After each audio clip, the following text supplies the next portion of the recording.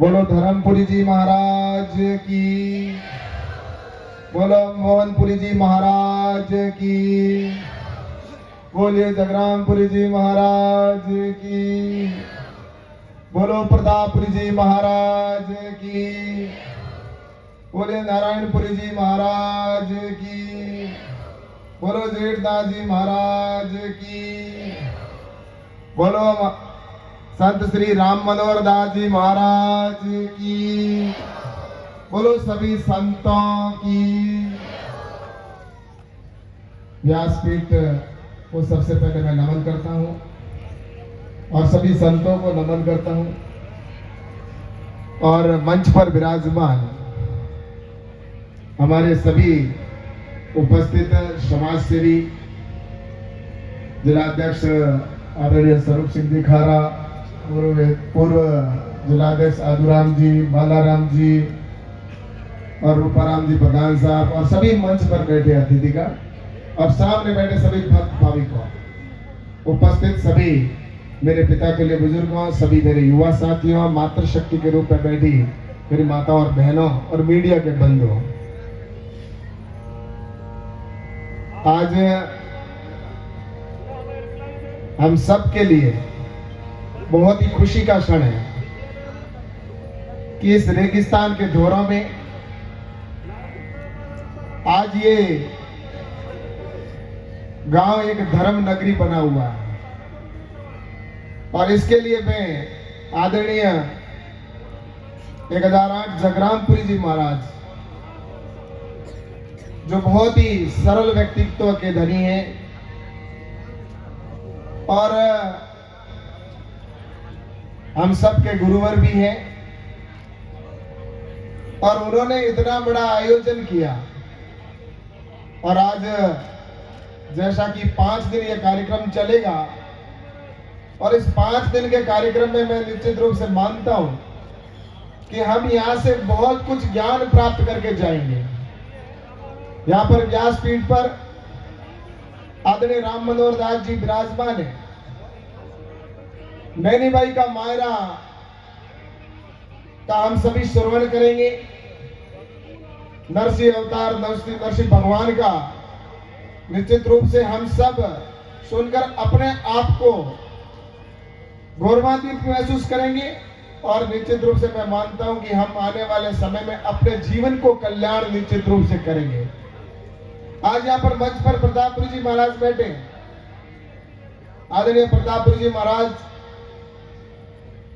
को मैं जब देखता हूं तो इनके अंदर भी ऐसे स्वामी विवेकानंद जी की एकदम तस्वीर झलकती है और वास्तव में इन्होंने प्रतापपुरी जी महाराज और जगरामपुरी जी महाराज का जो एक मैं देखता हूं सभी संत जो हमारे मंच पर बैठे हैं वो वास्तव में इस क्षेत्र के लिए हमारे धर्म की, जिस तरह से अभी सनातन धर्म की बात की गई, उस धर्म की ध्वजा को आगे बढ़ाने का काम कर रहे हैं। और मैं आप सबसे कहना चाहूंगा कि इस समय जब ये कथा का वाचन होगा और वो जो भाग्यशाली होगा वही इस कथा को सुन पाएगा। जिसके किस्मत में नहीं है वो ये कथा नहीं सुन पाएगा। किसी भी सूरत के अंदर चाहकर भी अगर उसके भाग्य में है तो वो व्यक्ति कहीं दूर गया हुआ है तो भी वो इस समय यहाँ पर आ जाएगा। और अगर उसके किस्मत में ये कथा सुनने का अगर नहीं है तो यहाँ बैठा है तो भी ऐसा काम पड़ेगा कि उसको यहाँ से जाना पड़ेगा। और कुछ लोग ऐसे होते हैं जिनके पड़ोस के अंदर जाकर वो सो जाएंगे, जैसे ही कथा शुरू होगी उनको नींद आना शुरू हो जाएगी। और यहाँ पर बैठकर भी कई ऐसे मैं देखता हूँ, यहाँ बैठने के बाद भी वो कथा का श्रवण पूरा नहीं कर पाते क्योंकि उनको नींद आना शुरू हो जाती है। और वो जब नींद आती है तो जो उनको सुनना चाहिए, जो शब्द सुनने चाहिए, वो उनके कथा में से निकल जाते हैं। अभी यहाँ पर मेरी बहनें बहुत बड़ी संख्या के अंदर बैठी थी, लेकिन ये कथा सुनने का भाग्य ये जो मेरी बहनें यहाँ पर बैठी उनके हैं। और मेरे को ये विश्वास है कि धर्म के नाम पर अगर देखा जाए, मैं कई कथाओं के अंदर जाता हूं, आप भी गए होंगे कथा सुनने के लिए, लेकिन वहां पर पुरुषों से ज्यादा संख्या हमें मेरी बहनों की और माताओं बहनों की देखने को मिलती है, क्योंकि माताओं बहनों के अंदर धर्म के प्रति बहुत ज्यादा एक अथाह उनके अंदर होता है, जो धर्म के अंदर विश्वास रखती है। हाँ, आज कलश यात्रा निकाली, मेरी बहनें यहाँ पर आई हुई है और कलश यात्रा के अंदर बहुत ही जोश और उत्साह के साथ में सभी यहाँ पर उपस्थित है। और आज मैं आप सबसे कहना चाहता हूँ कि जब हम यहाँ पर कथा का श्रवण कर रहे हैं और ये जो यहाँ पर इतना बड़ा कार्यक्रम का आयोजन हुआ है, इस कार्यक्रम के अंदर जब हम यहाँ पर बैठकर इस कथा को सुनेंगे तो मेरा आप सबसे एक विनम्र आग्रह रहेगा कि उसके बाद बीच में उठने का प्रयास ना करें। एक व्यक्ति उठता है तो उसका पूरा ध्यान दूसरे व्यक्ति को भी भंग करने का वो काम करता है। और इसलिए मैं आप सबसे कहना चाहता हूं कि कथा में आए तो उसके बाद में पूरा कथा को सुनने के बाद, आरती होने के बाद भी यहां से प्रस्थान करें, क्योंकि इसके अंदर बहुत कुछ हम चीजें सीखते हैं। इस कथा के अंदर ऐसी ऐसी बातें हमारे सामने आती है जो हमारे जीवन के अंदर कभी न कभी उसको अगर हम लागू कर लें, एक बात भी अगर अपन ने जीवन में इस कथा की अगर ग्रहण कर ली तो हमारा जीवन धन्य हो जाता है। और आज तो यहाँ पर ये ऐसा मंच सजा है जिसके अंदर साधु संत भी बैठे हैं और संत स्वयं कथा वाचन कर रहे हैं। और मैं आपसे कहना चाहूंगा कि आज इस समय जैसा कि हम सभी गुरुदेव के चरणों में हैं और मुझसे पूर्व वक्ताओं ने बहुत कुछ कहा गुरुदेव के बारे में, और वास्तव में जिसका गुरु नहीं होता वो व्यक्ति कहीं न कहीं मुझे लगता है कि इस जीवन के अंदर उसने अगर सब कुछ पा लिया, लेकिन उसने अगर गुरु नहीं बनाया तो उसने कुछ भी नहीं पाया। वो जैसा खाली हाथ आया वैसे ही खाली हाथ गया। उसने इस जगह पर उसने भौतिक अगर उसने लाभ ले लिया होगा, लेकिन उनके अंदर का जो था वो यहीं पर जो जैसा आया खाली हाथ गया, उससे कुछ भी नहीं प्राप्त किया। इसलिए गुरुदेव यहाँ पर हमारे मंच पर बैठे हैं और मैं आपसे कहना चाहता हूँ, अभी तो हमारे गुरुदेव हैं, गुरु गोविंद दो खड़े काके लागू पाए, बलिहारी गुरु आपने जो गोविंद दियो बताए। तो गुरुदेव, अगर हम भगवान की खोज करते हैं, घूमने जाते हैं, कई लोग पहाड़ों में जाते हैं, कई लोग तपस्या करते हैं, लेकिन वास्तव में गुरु वो तपस्या करके किसको देख रहे हैं और वो क्या प्राप्त करना चाहते हैं? वो अंत में भगवान को प्राप्त करना चाहते हैं और भगवान के अंदर जिस तरह से वो विलीन हो जाना चाहते हैं कि वो हमेशा हमेशा के लिए मुक्त मोक्ष मिल जाए, उसके लिए वो प्रयास करते हैं। और मैं आप सबसे कहना चाहूंगा कि गुरुदेव, हमारे यहाँ पर आपने कभी भगवान का, जैसे भगवान श्री राम, कभी लोग कहते हैं क्या आपने भगवान को देखा? लेकिन मैं कहना चाहता हूं कि भगवान को निश्चित रूप से जिसकी आंखें अगर मन से देखती है तो उनको भगवान निश्चित रूप से दिखता है। देखने वाले की श्रद्धा के ऊपर निर्भर करता है कि वो भगवान में कितना विश्वास करता है। और आज इस समय हमारा जो सनातन धर्म है, वह सनातन धर्म आज सबसे पुराना हमारा धर्म है।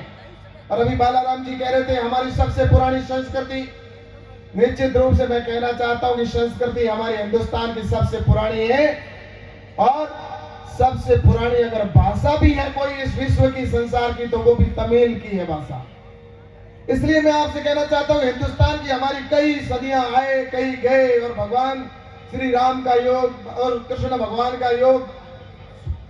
और इस तरह से मैं आपसे कहना चाहता हूं, यहां जब आप आए हो तो ध्यान लगाकर पढ़ना, ध्यान लगाकर माफी चाहूंगा सुनना।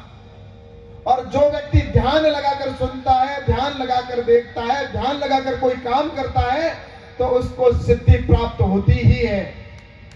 और मैं आपसे कहना चाहूंगा कि एक बार भगवान श्री राम, भगवान श्री कृष्ण और अर्जुन स्वयंवर के अंदर, जब वो अर्जुन गए थे, द्रौपदी से शादी का स्वयंवर रचा गया, और उस स्वयंवर के अंदर जब ये बात आई कि तीर पानी के अंदर देखकर मारना है, मछली की आंख में लगेगा, वही द्रौपदी से शादी करेगा। ऐसे में स्वयंवर के अंदर अर्जुन भी गए, अन्य भी कई राजा महाराजा गए। तो उस समय कृष्ण भगवान अर्जुन के साथ थे। तो कृष्ण ने अर्जुन से कहा, कृष्ण भगवान ने, कि अर्जुन ध्यान लगाकर तीर लगाना, अगर ध्यान चूक गया तो धैर्य तेरा तुम्हारा जो निशाना है वो चूक जाएगा। तब उन्होंने कहा, अर्जुन ने कृष्ण भगवान से, कि मैं क्यों चिंता करूं जब मेरे साथ भगवान श्री कृष्ण स्वयं मेरे साथ खड़े, तो मुझे कोई परवाह नहीं, मेरा निशाना तो वैसे ही सही लगेगा। तब कृष्ण भगवान ने कहा कि नहीं, ध्यान तो तुम्हें ही लगाना होगा, मैं तो सिर्फ एक सीमा तक तुम्हारा साथ दूंगा, कर्म तो तुम्हें ही करना होगा। और उस समय कृष्ण भगवान ने कहा, उस समय अर्जुन ने कहा, तो कृष्ण भगवान आप फिर मेरे साथ क्यों हो, आप क्या करोगे मेरे लिए? तब कृष्ण भगवान ने कहा कि मैं तुम्हारे पानी को स्थिर रखने का काम करूंगा, जिस पानी के अंदर तुम देख कर तीर मारोगे, अगर वह पानी हिल गया तो तुम्हारा तीर चूक जाएगा, इसलिए मैं पानी को स्थिर रखने का काम मैं करूंगा, लेकिन निशाना तुम्हें साधना होगा ध्यान लगाकर। तो भगवान निश्चित रूप से हमारे साथ खड़े हैं, लेकिन उसी व्यक्ति के साथ खड़े रहेंगे जो अपने कर्म के ऊपर विश्वास रखता है और कर्म को लेकर आगे बढ़ता है। इसलिए मैं आपसे कहना चाहता हूं कि भगवान निश्चित रूप से हमारे साथ है, लेकिन एक सीमा तक हमारे साथ है, लेकिन काम करना और कर्म करना और ध्यान लगाकर यहाँ पर श्रवण करके और कथा को सुन के जाना, ये तो हमारे हाथ में है। इसलिए ऐसे यहाँ पर आज ये भव्य कार्यक्रम आयोजित किया जा रहा है। 5 दिन आने वाले समय में हमारे गुरुदेव के आशीर्वाद से यह कार्यक्रम का आयोजन होगा। और निश्चित रूप से मैं आज यहाँ पर इस समय गुरुदेव को बहुत बहुत धन्यवाद दूंगा कि ऐसे गुरुदेव मिले हमारे को। और वास्तव में मैं आपसे कहना चाहता हूं कि आज तो हमारे को गुरुदेव इतने सरल हैं, चाहे यहाँ पर मंच पे जितने गुरुदेव बैठे 1 मिनट लगाते हैं हमारे को। अगर हम जाकर कहें गुरुदेव मेरे को आप शिष्य बना दो, तो वो सिर्फ इतना कहते हैं, हाँ बेटा तू शिष्य है, कान में कुछ 2 मंत्र कहेंगे और उसके बाद में तुम शिष्य बन गए। इससे ज्यादा गुरुदेव कोई दक्षिणा नहीं लेते। लेते हैं क्या? इससे ज्यादा कुछ नहीं लेते। लेकिन गुरुदेव मैं आपसे कहना चाहता हूं कि पहले प्रतापपुर जी महाराज, मैं आपसे आग्रह करूंगा कि पहले गुरु कितनी परीक्षा लेते थे। शिष्य को कभी शिष्य बनाने से पहले इतनी परीक्षाएं होती थी उनकी कि उस परीक्षा में पास होना ही उनके लिए बड़ा मुश्किल हो जाया करता था। मच्छिंद्र नाथ जी के पास से गोरखनाथ जी गए। गोरखनाथ जी, गुरु गोरखनाथ जी, जिनका नाम हम सब जानते हैं, आज जसनाथ जी महाराज है, जांबा जी महाराज है, हड़मू जी, पापू जी, रामदेव जी, सारे गोरखनाथ जी के शिष्य थे। और सब ऐसे गुरु गोरखनाथ जी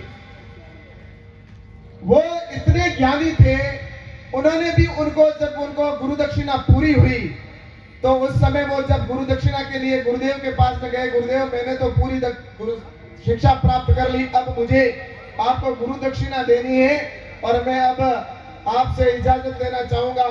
तब गुरुदेव कहते हैं कि अभी तुम्हारी परीक्षा बाकी है। वो ऐसे ही आसानी से उनको शिक्षा उसको उस समय नहीं देते, उनको गुरु के जो उनको आशीर्वाद। और उस समय मैं आपको बताना चाहता हूं कि ये गुरुदेव तो इतने सरल हैं। और मैं आपको एक गीत के माध्यम से बताना चाहूंगा कि गुरु के बारे में, कि गुरुदेव यहाँ पर मंच पे बैठे हैं और गुरु चेले के लिए और गुरु और चेले के बीच में जो जिस तरह से उस समय गोरखनाथ जी ने उनकी परीक्षा ली थी, कैसे उनको शिष्य बनाया, उसके लिए कितना उन्होंने उसके ज्ञान को उन्होंने उस समय परीक्षा के अंदर पास करने के लिए कहा कि ये परीक्षा पास करनी है। तब वो गुरुदेव उनसे कुछ चीजें मंगाते हैं गोरखनाथ जी कि अगर तुम ये चीजें लेकर आ जाते हो तो मैं तुम्हें शिष्य मानूंगा, तब मैं तुम्हें शिष्य की गुरु दक्षिणा देकर विदाई दूंगा। और वो कुछ चीजें ऐसी मंगाते हैं जो हमें उस समय उनके लिए बहुत मुश्किल होती है, लेकिन वो लाकर देते हैं। और इसको अगर गीत के माध्यम से मैं आप सबके साथ में कहूंगा